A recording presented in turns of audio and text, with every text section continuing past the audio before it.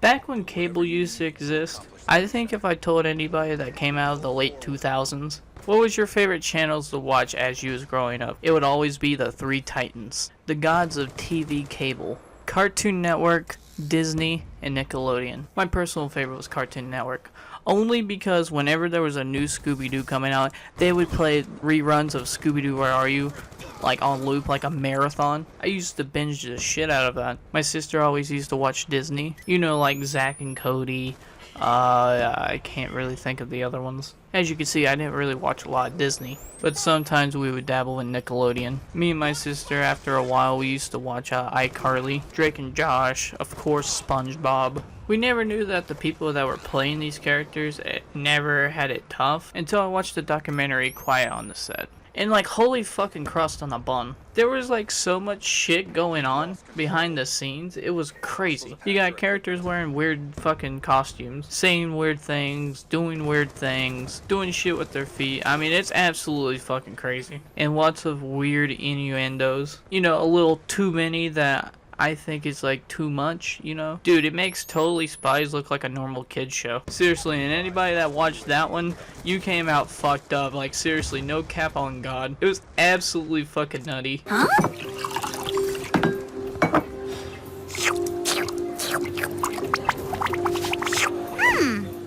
Alex, what are you doing? A woman in Norway believes she belongs to a different breed. There is nothing you can say to me. That shit is linked. And guess what? It's made by fucking Nickelodeon. But we have to talk about the elephant in the room now. I'm gonna have to describe it to you in one good clip. Alright, did that do it for you? No? Guess we're just going. I'm just gonna have to talk about it. I was kind of holding it from you, but I guess I have to rip off the training wheels. Just know I really don't wanna. There were some people on set that day that really liked making kids content. There were some that really liked kids content, but mainly kids, mainly in general. So there was this child actor named Brandy on Nickelodeon, and there was this grown adult named Jason, which I think he worked on the lights and the video editing, or however I remember it from the documentary. They start messaging back and forth. You know, this is like the early days of the internet, and in his infinite wisdom, and the real nice way I can say it, was a picture of him shaking dice, just in his birthday suit, completely shaking the dice.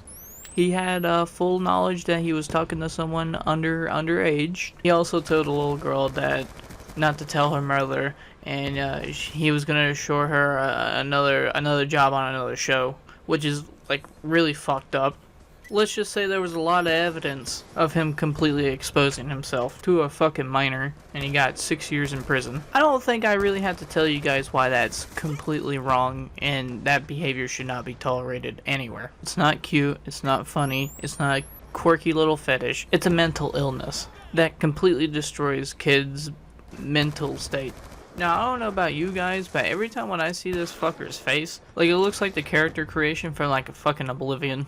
Like, he just doesn't look human. Like, he's like a low-res Skate 3 character. I mean, it's already bad that it happened once, but it fucking happened again. I joked with my friends when I was watching this documentary. I was just like, damn, they just fucking travel in packs, apparently. But yes, we're talking about Brian Peck and Drake Bell. Brian Peck was a former actor, dialogue coach, and director, and also a producer. And Drake Bell's dad had like a bad feeling about Brian Peck, like from the get-go.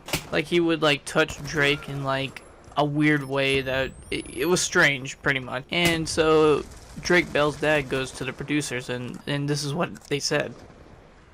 So I went to production and said, you know, I really am very uncomfortable with this guy, Brian Peck, always being around my son. I go, I don't see anything abnormal, but it just doesn't, I don't have a good feeling. And she goes, oh, well, I don't know if you knew it or not, but he's gay. Maybe you're just homophobic and you just, you know, you just don't understand that he's a touchy-feely guy. That is just so fucked up that like they just instantly just put it down like that. It wasn't like, okay, we'll look into it, or okay, we'll separate them a little bit. Oh, you must be homophobic.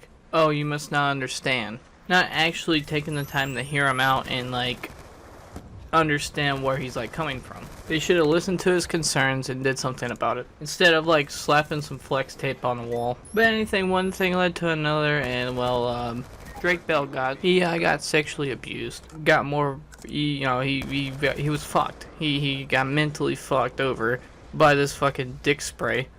I mean, it really like traumatized him. But like the craziest shit out of all this is he only served 16 months in prison. That is absolutely baffling. I didn't like how the other guy only got 6 years, but like fucking 16 months? Are you serious? That's how you tell our system is held up by duct tape. And it really fucked over Drake Bell. Now, I'm not saying what he did next was like justified. I think he was accused by Ohio by grooming a minor, or like allegedly grooming. Only time will tell if Drake Bell really deserves a chance or not. But I mean, he's been through a lot. Now it's finally time to talk about the man, the myth, the legend, Dan Snyder, the absolute foot freak that just can't get enough of toesy woesies. And there's nothing wrong with having a fucking foot fetish. Just be thankful you're not a furry. But when you calculate what we've been discussing the last couple of minutes, you kind of see why that's a little creepy. Some people think that he just goes in the back rooms. He just goes into his BIOS folders and he turns his arms to like 11,000 RPMs. He just absolutely just goes slam ham on his Oscar Mayer, looking at his secret stash of iCarly clips. Which, if that's true, then yeah, he definitely needs the book thrown at him. He needs to at least get a maximum of like 10 years in prison. But that's kind of the thing right now. I think he's just now being investigated on, and to see if he actually touched any minors or anything like that. It would almost be surprising that he wasn't, because he's just such a weird dude. Like whenever he was like writing on set or anything like that, and he like had like a headache or something, he would tell like one of the like people to like massage his head or some shit, and like he almost had like an authority over everyone. It was weird power dynamic. But as of right now, it's kind of up in the air if he's just a weirdo or he actually did something. It's kind of, they're still just kind of investigating it. If there's any more like news about it, I'll talk about it. But as of right now, this is all I have pretty much, you know. Skiddly bobbity boop. I'm out.